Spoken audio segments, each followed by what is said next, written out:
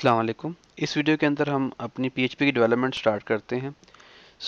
Last lecture के अंदर हमने देखा था कि पीएचपी की डेवलपमेंट करने के लिए आपको XAMPP को इंस्टॉल करना है या लैम्प या वैम्प इंस्टॉल करना है। उसके बाद htdocs के फोल्डर में XAMPP के अंदर जाके आपने अपना एक फ़ोल्डर बनाना है, जैसे हमने एक फ़ोल्डर क्रिएट किया है, और वहाँ पे आपने एक फ़ाइल क्रिएट करनी है। कोई भी किसी भी नाम से फ़ाइल क्रिएट कर लें और .php की एक्सटेंशन उसको दे दें। इस फाइल को किसी भी टेक्स्ट एडिटर में ओपन कर लें, जिस तरह मैंने यहाँ पे इसको एक नोटपैड++ के अंदर ओपन किया है। अब ये अभी मेरे पास एक HTML की फाइल है, जिस तरह हमने HTML की फाइल क्रिएट करते हैं, लेकिन इस फाइल की एक्सटेंशन .php है।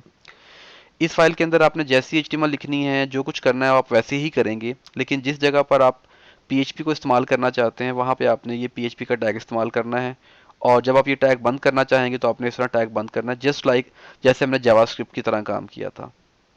अगर आप अपने जहन में जावास्क्रिप्ट को लेकर आएँ तो आपके पास 50-60% PHP जावास्क्रिप्ट से सिमिलर लगेगी आपको, ठीक है। लेकिन फ़र्क ये है कि ये सर्वर साइड पे चलनी है और वो क्लाइंट साइड पे चलती है। इसका डिफरेंस अभी हम क्लियर करेंगे जब एग्जांपल देखते हैं। तो अब हमने ये PHP का टैग अभी बॉडी के अंदर एक हेडिंग लिखी है इंट्रोडक्शन की, और उसके बाद हमने एक टैग स्टार्ट किया है PHP का और टैग बंद किया है।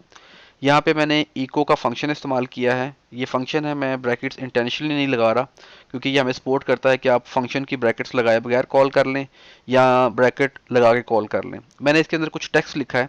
जो भी टेक्स्ट मैं यहाँ पे लिख रहा हूँ, बेसिकली मेरे पास जब सर्वर साइड पे ये फाइल एग्जीक्यूट हो रही होगी, अगेन अभी इस मशीन के ऊपर क्लाइंट ब्राउज़र और सर्वर साइड दोनों एक ही मशीन के ऊपर हैं, लेकिन जो रिक्वेस्ट का फ्लो है वो यही है कि ब्राउज़र रिक्वेस्ट करेगा सर्वर को, क्लाइंट से रिक्वेस्ट आएगी सर्वर के पास, और सर्वर के पास ये फाइल पड़ी हुई है 1.php। सर्वर इस फाइल को प्रोसेस करेगा। प्रोसेस करने से मुराद ये है कि इस फाइल में वो तमाम कंटेंट जो डायनामिक कंटेंट है, यानी ऐसा कंटेंट जहाँ जहाँ ये PHP के टैग लगे हैं, उसको प्रोसेस करेगा। प्रोसेस करने से मुराद ये कि अगर उसके अंदर कोई प्रोग्रामेटिकली काम हुआ है, जैसे मैंने इको करवाया है या कोई लूप चलाए हुए हैं या वेरिएबल डिक्लेयर किए हुए हैं, उनको एग्जीक्यूट करेगा, और उनकी एग्जीक्यूशन से जो भी रिजल्ट आएगा वो रिस्पॉन्स में डाल देगा। बेसिकली जो कुछ आप इको करवाते हैं ये आपके रिस्पॉन्स का पार्ट बन जाता है। तो अब ये ध्यान में रखिएगा कि इंट्रोडक्शन के बाद मैंने कोई HTML नहीं लिखी हुई, सिर्फ मैंने ये प्रोग्रामिंग लिखी हुई है, और इस प्रोग्रामिंग के अंदर मैंने कुछ इको करवाए हुए हैं, और इन इकोज के अंदर कुछ टेक्स्ट भी है और कुछ HTML का टैग भी है, फिर कुछ टेक्स्ट है, फिर कुछ HTML का टैग है। हमने यहाँ बताया कि PHP is stand for personal home page, but now we call it hyper text pre processor. तो ये इसका नया टेक्स्ट बनता है इससे। और दूसरा हमने यहाँ पे एक इनपुट टाइप टेक्स्ट का टैग जो है वो इको करवाया है, डायरेक्ट नहीं लिखा हुआ। यानी एक स्ट्रिंग हमने दी है इको। तो जब ये स्टेटमेंट चलेगी तो बेसिकली ये जो स्टेटमेंट है ये रिस्पॉन्स का पार्ट बन जाएगा। अब मैं इस पेज को अगर एग्जीक्यूट करता हूँ, ये आपने टेक्स्ट ज़हन में रखना है। अब मैं इस पेज को अगर जाके ब्राउज़र में कैसे हम करेंगे, लोकल होस्ट कोलन 8080, ये हमारी वो पोर्ट है जो हमने चेंज की है ज़ैप में। अगर आपने पोर्ट चेंज ना की हो तो आपको ये लिखने की ज़रूरत नहीं है। फिर उसके बाद फोल्डर का नाम लिखेंगे और उसके बाद अपनी फाइल का नाम लिखेंगे, जैसे 1.php है।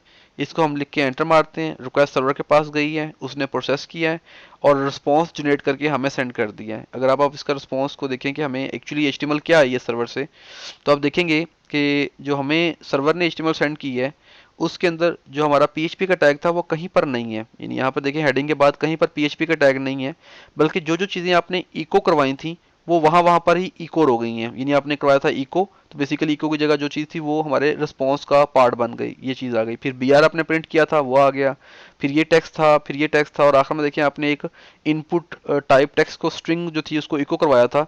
बेसिकली वो हमारे रिस्पॉन्स का पार्ट बन गया है, और जब वो यहाँ पे आया तो आपको एक टेक्स्ट बॉक्स नज़र आ रहा है। इट मीन्स कि आपने जो कुछ भी वहाँ पे इको करवाएंगे वो बेसिकली आपके रिस्पॉन्स का पार्ट बन जाता है, और जब ब्राउज़र में आता है तो आपको HTML का पार्ट बना हुआ नज़र आएगा।